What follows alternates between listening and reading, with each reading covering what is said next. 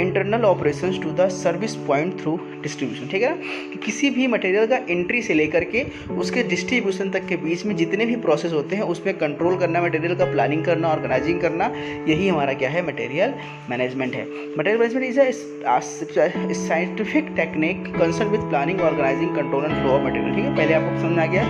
And behind material management to get, ठीक है, और इसका मेन लक्ष्य क्या होता है हमारा मटेरियल मैनेजमेंट का, टू गेट राइट क्वालिटी, हमको सही चीज़ लेना है,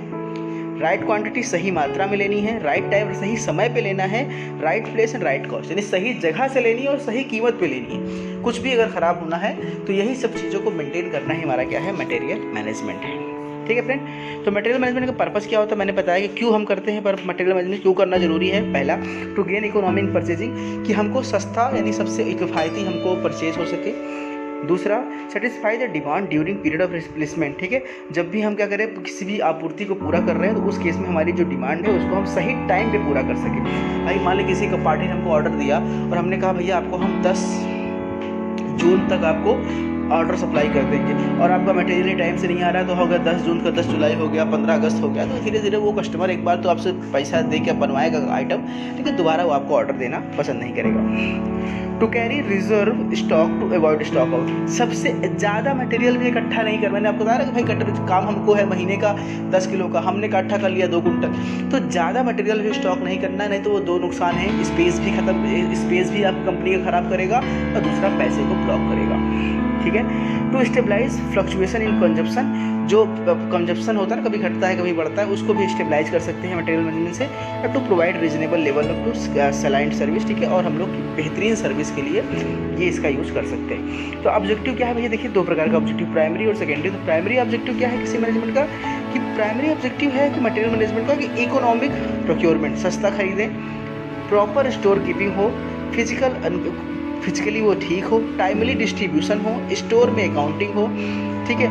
सप्लाई कंटिन्यू बनी रहे, क्वालिटी में कंसिस्टेंसी हो, ठीक है, रो पैरोल कॉस्ट कम हो, फेवरेबल, ठीक है, और फेवरेबल रिलेशन हो सप्लायर के साथ, ये सब हम चाहते हैं, हमारी प्राइमरी ऑब्जेक्टिव है कि मटेरियल मैनेजमेंट का प्राइमरी ऑब्जेक्टिव। तो उसमें पहला आता है लो प्राइस, ठीक है, भाई हम क्या करेंगे सबसे अच्छा, ऐसा नहीं कि लो प्राइस चक्कर में सबसे ख़राब क्वालिटी खरीदें, नहीं, आप देखिए कि बेस्ट से बेस्ट क्वालिटी सस्ते से सस्ते दाम में किस दुकान में कहाँ मिल रहा है, वहाँ से आप लीजिए, वो लो प्राइस आपको खरीदना है।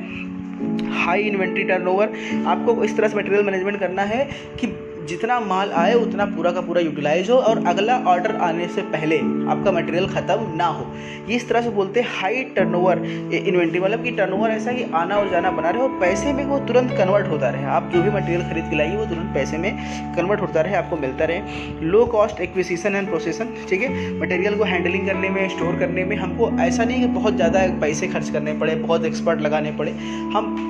इस तरह से टेक्निक्स बनाएं ताकि आसानी तरीके से हम लोग बहुत बेहतरीन तरीके से उसको स्टोर कर सके, रख सके, हैंडलिंग कर सके और उसमें वेस्टेज सबसे कम हो।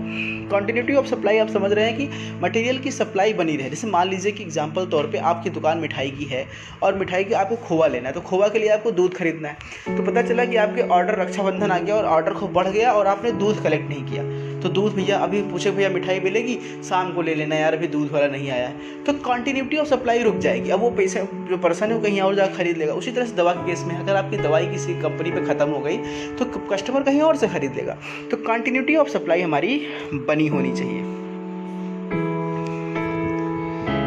ठीक है। आगे हम बात करेंगे कंसिस्टेंसी ऑफ क्वालिटी। इसके मतलब क्या है कि क्वालिटी कभी ख़राब ना हो। जैसे कि कोई दुकान है फेमस है, उसके यहाँ बहुत बेस्ट मिठाई मिलती है, तो क्यों उसके यहाँ लोग भीड़ जाती है? क्योंकि उसके यहाँ क्वालिटी अच्छी, भले वो महंगा देता है। इसी तरह से अगर किसी बार गलती से उसकी क्वालिटी ख़राब हो जाए, उसके यहाँ कुछ अफवाह फैल जाए कि छिपकली निकली या कूड़ा निकला या कुछ निकला, तो एक बार अगर उसकी क्वालिटी ख़राब हो गई तो कस्टमर जितना उसने भरोसा बनाया है कई सालों का वो टूट जाएगा। उसी तरह से किसी कंपनी में जो कंसिस्टेंसी ऑफ क्वालिटी होना बहुत ज़रूरी है। 1-2 दिन डिले चल जाएगा, लेकिन क्वालिटी ख़राब होगी तो कोई भी कंज्यूमर, कोई भी कस्टमर आपके पास दोबारा आपको ऑर्डर देना पसंद नहीं करेगा। इसलिए कंसिस्टेंसी ऑफ क्वालिटी होना बहुत ज़रूरी है। अगला है लो पैरोल कॉस्ट, ठीक है। The objective low payroll cost is common in very organisation, ठीक। The lower of payroll higher the profits, all other factors being equal, because no department can do its job without the payroll. The objective of low payroll must be viewed in proper to spend 1% additional payroll is funding can thereby boost it. One through achieving other objectives. ठीक है, payroll cost का मतलब सिर्फ friend इस तरह समझ सकते हैं आप लोग कि जो एक्स्ट्रा एक्टिविटीज़ खर्चे होते हैं हमारी किसी भी कंपनी में मटेरियल मैनेजमेंट को लाने में, ले जाने में या रखने में या हैंडलिंग करने में, कुछ एक्स्ट्रा जो खर्च कभी कभी होते हैं या जिसके प्रति हम लोग को टैक्स देना होता है, हमने लोन लिया हुआ है उस पैसे से, उसका हमको ज़्यादा ब्याज देना होगा। जितनी जल्दी मटेरियल खत्म हो जाएगा हमको ब्याज हमको कम से कम देना होगा, तो पेरोल कॉस्ट को कम से कम करना हम चाहेंगे। ठीक है, फेवरेबल सप्लायर रिलेशनशिप, भाई जिस सप्लायर को हम दे रहे हैं उसके बाद हमारा रिलेशनशिप अच्छा होना चाहिए, मतलब उससे पूरी तरह से प्रॉपर बात हो, अच्छी रिलेशनशिप हो। ऐसा नहीं है कि उसके साथ लड़ाई झगड़ा चल रही है, वो ऑर्डर हमको देना कैंसिल करते, या कभी हमारी तरफ से कोई दिक्कत हो जाए, गलती हो जाए, लेट हो जाए, तो वो हमारा उसका रिलेशनशिप इतना अच्छा हो तो वो हमारे साथ हैंडलिंग करे, समझ सके, या पैसे का जो लेन देन है वो सारा बिहेवियर जो है वो फेवरेबल सप्लायर रिलेशनशिप में आता है। Department of development of personal, यानी जो भी व्यक्ति आपके यहाँ काम कर रहे हैं उन सभी व्यक्ति को आपको प्रॉपरली ट्रेंड करना है, उनको मेंटेन करना है, उनको मोटिवेटेड रखना है कि वो बेस्ट से बेस्ट कंट्रोल करें, क्वालिटी कंट्रोल करें, है ना। ट्रेनिंग उनको बीच में देती रहनी है, उनका रिकॉर्ड चेक करते रहना है, ये हमारा डेवलपमेंट ऑफ पर्सनल है। ठीक है, गुड रिकॉर्ड्स मतलब कि सारे रिकॉर्ड मैंने बताया ना कि जैसे रॉ मटेरियल कब आया, कब इशू हुआ, कितनी उसका टेम्परेचर है, कब स्टोर किया, कितना कितना कब इशू हो रहा है, कितना स्टॉक बचा है, कितना माइनस है, किसने कितना क्वांटिटी इशू किया, किस डिपार्टमेंट में गया, ग्रेजुएशन में गया कि कहाँ गया, तो वो सारा जो रिकॉर्ड है वो आपको मेंटेन करना होता है। ठीक है, उसके बाद बात करेंगे economy of in material management, तो कंटेनिंग द कॉस्ट और इंस्टॉलिंग इफिशियंसी और एक्टिविटी, यही होता है। और 4 बेसिक्स नीड्स क्या होते हैं, टू हैव एडिक्वेट मटेरियल, है ना, हमारे हाथ में इतना पर्याप्त मटेरियल हमेशा होना चाहिए कि हम कभी भी कोई बैच ले सके। ऐसा नहीं भैया यार हमको कप सिरप का बैच लेना, हमारे पास तो CPM ही खत्म, हमारे पास तो सैकरीड ही खत्म है, तो वो ऐसा नहीं होना चाहिए। टू पे द लोवेस्ट पॉसिबल प्राइस, सबसे कम देना, कंसिस्टेंसी, गुड क्वालिटी रिक्वायरमेंट, जो हम लोग पहले भी आप लोग सब कुछ देख चुके हैं। ठीक है, ठीक है, to minimize the inventory investment and to operate efficient. ठीक है, बेसिक प्रिंसिपल क्या होते हैं मटेरियल मैनेजमेंट के, देखिए इफेक्टिव मैनेजमेंट होना, सुपरविजन देखना। ठीक है, इसमें क्या क्या है, प्लानिंग, ऑर्गेनाइजिंग, समझ में आया, प्लानिंग मतलब कैसे करना है, प्लान करना, ऑर्गेनाइजिंग मतलब किस व्यक्ति को कौन सा काम देना है, कौन डिप्टी मैनेजर है, कौन मैनेजर है, कौन स्टोर कीपर है, वो डिवाइड करना, स्टाफिंग कितने लोग काम करेंगे वो डिसाइड करना, डायरेक्टिंग उनको आदेश देना, कंट्रोलिंग नियंत्रण करना, रिपोर्टिंग उनसे रिपोर्ट लेते रहना, और बजटिंग मतलब पैसे का कितना व्यवस्था करनी है, फंड इकट्ठा करना। ये सारा जो बेसिकली है